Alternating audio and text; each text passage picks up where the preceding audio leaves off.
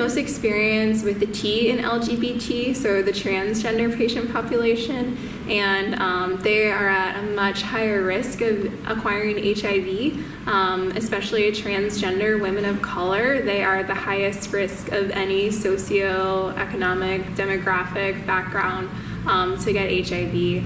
And I think this is kind of due to the stigma that they face, and they're constantly have these microaggressions towards them that kind of leads them to be kind of outcast in some ways in society, and so leads them down this. It's not they're intrinsically at higher risk, but because of the culture that they're in, the obstacles that they face, they end up having more risky behaviors sometimes and getting higher risk of HIV. So that's one thing I think about for transgender patients, women of color especially. Another thing for people who are transgender is suicide rate.